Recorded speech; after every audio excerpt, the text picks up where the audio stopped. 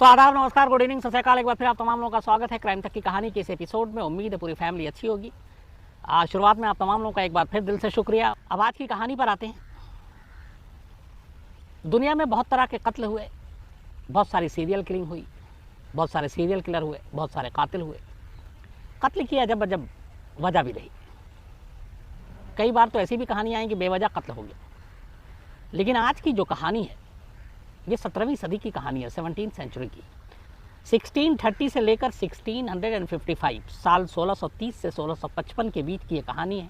करीब 25 साल के दरमियान एक महिला, जो रिकॉर्ड पे वो ये कि 600 से ज़्यादा मर्दों का कत्ल करवाती है, और असली फिगर कहते हैं कि इससे 3-4 गुना ज़्यादा है। मतलब 600 नहीं, करीब 2000 से भी ज़्यादा। कमाल की बात यह है कि एक सीरियल किलर महिला है, लेकिन जब उसका सच सामने आता है तो ज़्यादातर जो महिलाएं थी उस देश की, उनको उस महिला से नफरत नहीं थी, बल्कि उस महिला के लिए प्यार था। ये एक अजीब बात है कि एक महिला जो रिकॉर्ड पे 600 से ज़्यादा लोगों का कत्ल कर चुकी, उसको लेकर किसी के दिल में नफरत नहीं महिलाओं के, बल्कि उसको लेकर प्यार है, हमदर्दी है, इज्जत है। ऐसा क्यों? कहानी रोम की है और कहानी 17वीं सदी की है। तब उस ज़माने में बहुत सारे लोगों की मौत हो रही थी। कोई सर्दी खांसी, अच्छा खासा सेहतमंद है, लेकिन वो बीमार पड़ जाए और उसकी मौत हो जाए तो, और चूँकि अलग अलग जगहों पे मौत हो रही थी, तो उसमें कोई कनेक्शन जुड़ नहीं रहा था। अलग अलग रीज़न थे, अलग अलग फैमिली थी, अलग अलग शहर इलाका था। तो सारी मौतों को किसी ने जोड़ कर देखने की कोशिश नहीं की। न उस वक्त की जो सारी पुलिस और ये चीज़ें होंगी, हालांकि उस वक्त सारा जो लॉ एंड ऑर्डर बाकी चीज़ें थी इटली में, वो चर्च के कंट्रोल में हुआ करता था। चर्च और वहाँ के पादरी जो हैं वो बहुत पावरफुल हुआ करते थे। तो लोगों की मौत होती रही और लोग इसे आम मौत मानते रहे कि नेचुरल डेथ है, ऊपर वाले की मर्जी है। तो किसी ने कुछ ध्यान नहीं दिया। हालांकि उस वक्त ध्यान दिया जाता तो शायद आने वाले वक्त में बहुत सारे मौत का सिलसिला रोका जा सकता था, लेकिन ऐसा हुआ नहीं। इस सारे जो लोग अलग अलग मरे थे, उसमें सिर्फ एक कॉमन चीज़ थी, और वो कॉमन चीज़ तब लोगों के जहन में सामने पता चली जब इस बात का खुलासा हुआ कि जो इतने लोग मारे गए इनकी मौत जहर से हुई थी। जो कॉमन फैक्टर था हर मरने वाले में, एक तो ये था कि वो सारे मर्द थे, पुरुष थे, और दूसरा कॉमन फैक्टर ये था कि उनमें से हर एक का अपनी पत्नी के साथ रिश्ता अच्छा नहीं था। मियाँ बीवी के बीच खटपट लड़ाई। तो ये बाद में पता चला। ये उस दौर की बात है जिस दौर में इटली में महिलाओं के अधिकार, महिलाओं के हक को लेकर बहुत सारे ज़्यादा चीज़ें उनके फेवर में थी नहीं। पुरुष प्रधान समाज। वहाँ पे शादी के बाद पति अपनी बीवियों को पीटते, मारते, टॉर्चर करते, उसके लिए कोई उसे जुर्म नहीं माना जाता था। ये माना जाता था कि ये पति का हक है, अधिकार है, वो अपनी बीवी के साथ कैसा भी बर्ताव करे। तो इसमें कानून और सज़ा नाम की कोई चीज़ बीच में नहीं आ सकती। महिलाओं को अपने पति से तलाक लेने का भी हक नहीं था। तो कुल मिलाकर मर्द जो है वो हावी थे। एक बार किसी की शादी हो गई तो वो अपने पति के रहमो करम पर है, वो जैसे उसको रखे, जिस तरीके से उसके साथ चाहे तो बर्ताव करे। और ये चीज़ें वहाँ की औरतें जो है लगातार घुटन महसूस कर रही थी, लेकिन कुछ कर नहीं पा रही थी। और इसी चीज़ ने शायद इस कहानी को जन्म दिया। 17th सेंचुरी में रोम में 1630 के आसपास की बात है। सिसिली और नेपल्स, दो शहर ऐसे, और रोम के अलावा, जहाँ पे एक गैंग काम कर रहा था। इस गैंग को जहरीला गैंग भी कहते थे, क्योंकि इस गैंग का खास जो काम था वो यही था, जहर से लोगों को मारना। और इस गैंग की सरगना थी जूलिया टूफाना नाम की एक महिला, जो विधवा थी, और उसकी एक बेटी थी। जूलिया टूफाना की कहानी ये थी कि जूलिया टूफाना की माँ को सजाए मौत हुई थी। जूलिया टूफाना की माँ भी अपने पति के जुल्म से बड़ा ज़्यादा परेशान थी, और उसके पति की मौत जहर से हुई। तो बाद में वो पकड़ी गई, जूलियाना की जो माँ थी, और उसको फिर सज़ा हुई। चर्च ने फैसला सुनाया और उसे सजाए मौत दी गई। उसके बाद जूलिया टूफाना उस जगह से रोम पहुंच गई, और उसकी शादी हो चुकी थी, एक बेटी थी। लेकिन फिर कुछ वक्त के बाद जूलिया टूफाना भी विधवा हो गई। अब ये बात कभी पता नहीं चला कि जूलिया टूफाना के पति की मौत कैसे हुई। बाद में ये शक हुआ कि शायद उसके पति की मौत भी जूलिया टूफाना के हाथों से हुई और जूलिया ने ही उसे जहर दिया होगा। तो जूलिया अपनी बेटी के साथ रोम पहुंच गई। जितने भी कत्ल किए, न तलवार, न गोली, न बम, किसी चीज़ से नहीं, बल्कि उसने एक नया तरीका ईजाद किया। उसने एक ख़ास किस्म का जहर बनाया और इस जहर का नाम भी खुद रखा, और इस जहर का नाम था एक्वा टूफाना। जूलिया टूफाना, टूफाना का अपना जो सरनेम था उसने एक जहर के नाम में यूज़ किया और जहर का नाम दिया एक्वा टूफाना। कहते हैं कि जहर की 4 बूंद ही काफ़ी थी किसी की जान लेने के लिए। इस जहर की ख़ास बात यह थी कि इस जहर को उसने कई अलग अलग तरीक़ों से इस्तेमाल करने का तरीका निकाला। महिलाओं को कहा कि आप अपने मेकअप बॉक्स में रख सकती हैं। क्रीम के साथ उसने बोला कि आप इसको रख सकते हो, और इसको एक तरह से ये भी कहा कि ये एक फेस क्रीम है। 4 बूंदें किसी क्रीम में डाल दी और बोला कि आप अपने पति को बता सकते हो कि ये फेस क्रीम है, इससे त्वचा निखरती है, जवानी लौटती है, आप ज़्यादा सुंदर दिखते हैं। तो इसके बाद परफ्यूम के उसमें भी उसने इन बूंदों को डालना जहर के शुरू किया और कहा कि मतलब इस तरीके से उसने इस जहर को बेचना शुरू किया कि आप इसको कोई भी महिला अपने घर के मेकअप बॉक्स में, ड्रेसिंग टेबल पर कहीं भी रख सकती और उसके पति या किसी को शक ही ना हो कि ये वो जानलेवा जहर है जिसकी 4 बूंद भी जान ले सकती है। इस जहर का न कोई रंग था, न स्वाद, और न ही कोई इसकी गंध, यानी कि खुशबू या बदबू। तो बड़ा आसान था इसको किसी वाइन में मिलाना, ड्रिंक में मिलाना, पानी में मिलाना, कॉफ़ी में मिलाना, खाने में डाल देना 4 बूंद, सूप में डाल देना, और इसको डालने के बाद आप दे दीजिए और बस कुछ देर के बाद उस शख्स की मौत हो जाएगी। तो कहते हैं एक कहानी यह है कि जब रोम पहुंची जूलिया तो उसने बहुत सारी ऐसी औरतें मिली जो अपने पति का दुखड़ा रोती थी कि मेरा पति हमें मारता है, पीटता है, टॉर्चर करता है। वहाँ से उसे ही आइडिया आया।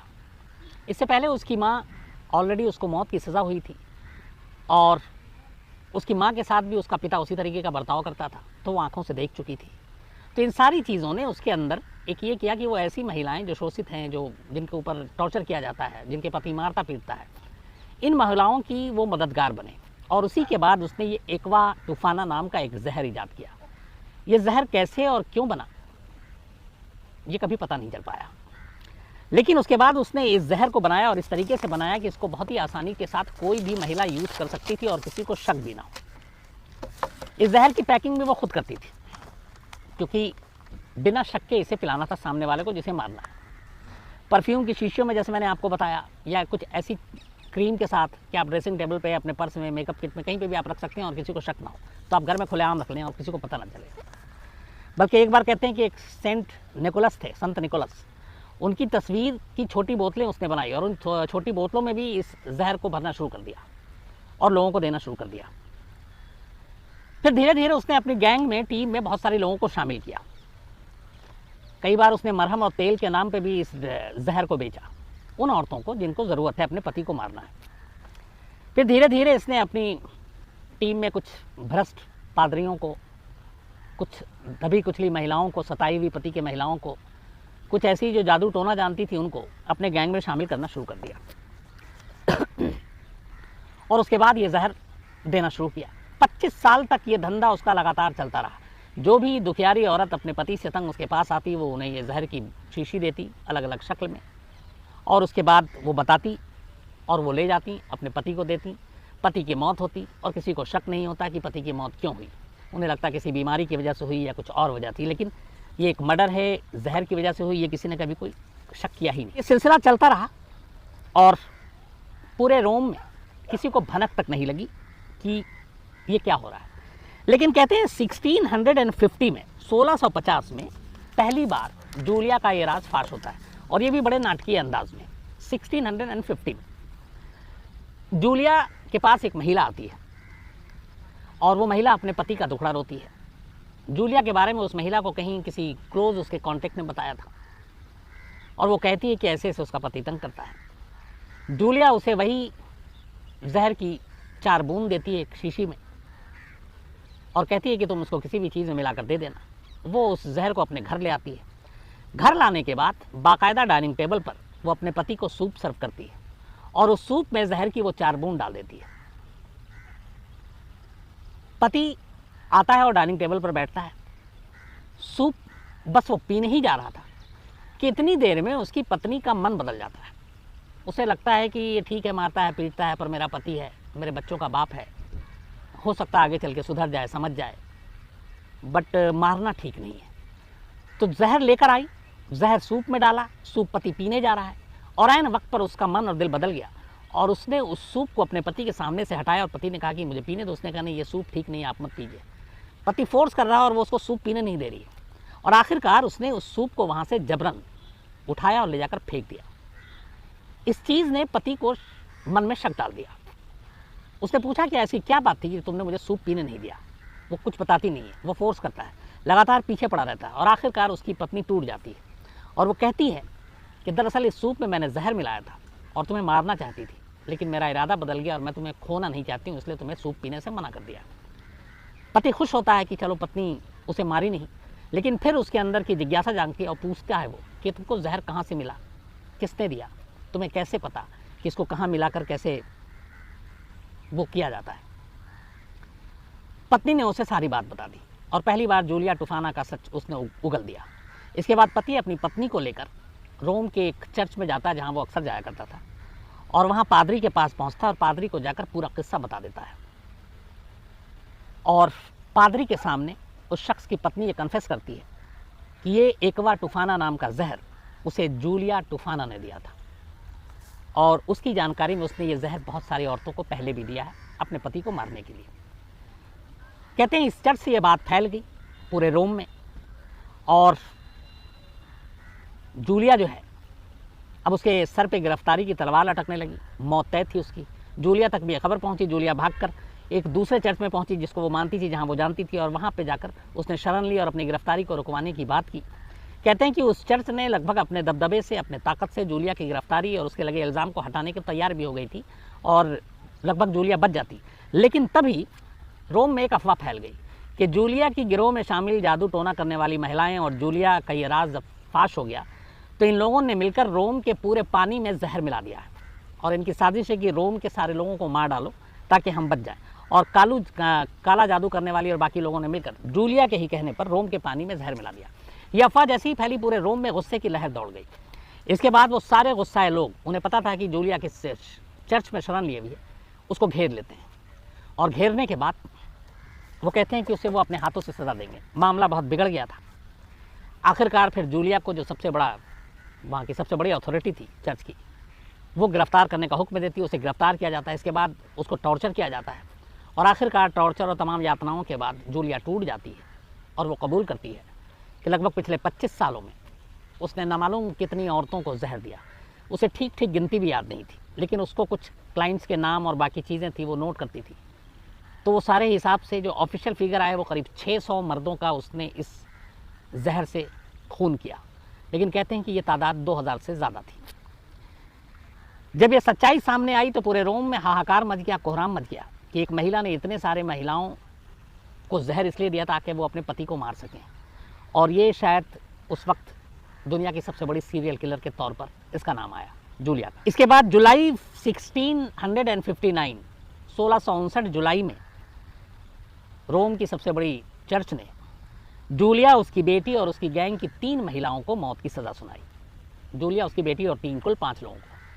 और इसके बाद फिर जूलिया ने जैसे जैसे अपने क्लाइंट्स के नाम बताने शुरू किए कि उसने उस औरत को जहर दिया, उस औरत को जहर दिया, उस औरत, तो अब वहाँ की चर्च और अथॉरिटी लग गई उन औरतों को पकड़ने में जिन्होंने अपने अपने पति को मारा जूलिया से जहर लेकर। और वो गिरफ्तार होती गई और उनको भी सज़ा दे दी गई। कहते हैं ऐसी बहुत सारी दर्जनों औरतों को भी सज़ाए मौत दी गई जिन्होंने जूलिया से जहर खरीद कर अपने पति को दिया था। हालांकि कुछ महिलाएं इसलिए बच भी गई कि उन्होंने कहा कि उन्हें ये मालूम नहीं था। उन्होंने तो जूलिया से जो जहर खरीदा उसने कहा था कि ये एक ब्यूटी प्रोडक्ट है, इससे इस क्रीम है, इससे आप मेकअप कर सकते हो, आपका चेहरा अच्छा होगा। तो कुछ लोगों को ऐसे सबूतों के अभाव में छोड़ दिया गया, लेकिन दर्जनों महिलाओं को अपने पति को मारने के जुर्म में भी सजाए मौत मिली। इस कहानी में सबसे इंटरेस्टिंग चीज़ ये आई कि जिस दिन जूलिया को मौत की सज़ा दी जानी थी 59 में, कहते हैं उसी दिन जूलिया अचानक रहस्यमयी तरीके से उस जेल से गायब हो गई। उसके बाद उसका कोई पता नहीं मिला। तमाम उसकी खोजबीन की गई लेकिन जूलिया का सुराग नहीं मिला। जिस महिला को फांसी होनी है, बल्कि मौत की सज़ा है, मौत मिलने वाली है कुछ देर के बाद, उसी दिन, उससे कुछ घंटे पहले उसका भाग जाना, ये बड़ा अपने आप में हैरान करने वाला था। इसके पीछे शक ये भी जताया गया कि जिस चर्च के साथ वो जुड़ी हुई थी, उसके कुछ लोग उसके साथ मिले हुए थे और उन्होंने शायद उसके भागने में मदद की। तो जूलिया भाग गई, लेकिन उसकी बेटी को सज़ाए मौत मिली, उसके साथियों को सज़ाए मौत मिली, दर्जनों दूसरी महिलाओं को सज़ा मौत मिली। लेकिन जूलिया के भागने के साथ ये मिस्ट्री तब भी बरकरार रही कि आखिर वो इस पॉइज़न को बनाती कैसे थी, इसका तरीका क्या था और उसके उस बनाए जहर में क्या चीज़ हुआ करती थी, ये एक राज रहा। तो जूलिया गायब हो गई और उसे उसकी सज़ा नहीं मिल पाई। इसी दौरान में जूलिया के गायब होने की खबर जब पब्लिक हुई, तो एक जर्मन के मशहूर कंपोज़र थे वुल्फगांग एमडेस मोजार्ट। मोजार्ट बीमार पड़ गए, उसी अगले महीने भर के अंदर की बात है। और जब वो बीमार पड़े, बहुत ही फेमस मशहूर शख्स, तो मोजार्ट ने एक बयान दिया और कहा कि उन्हें मालूम है कि वो अब ज़्यादा दिन तक ज़िंदा नहीं रह पाएगा। और वजह बताई, बोला कि मुझे मालूम है कि मुझे जहर दिया गया है और ये जहर वही एक्वा टूफाना है, और इसकी डोज के हिसाब से मैं अंदाज़ा लगा रहा हूँ कि मैं जिस तरीके से बीमार पड़ता जा रहा हूँ और मेरी बीमारी बढ़ती जा रही है, कि मैं कितने दिन तक और ज़िंदा रहूँगा और इतने दिनों में मैं मर जाऊँगा। और वाकई मोजार्ट ने जो कहा था, ठीक उतने ही दिनों के अंदर अंदर मोजार्ट की मौत हो गई। तो आखिरी मौत मोजार्ट की हुई थी। जूलिया का कोई सुराग नहीं मिला और जूलिया के साथ वो जहर का राज भी हमेशा के लिए दफन हो गया। तो ये थी कहानी।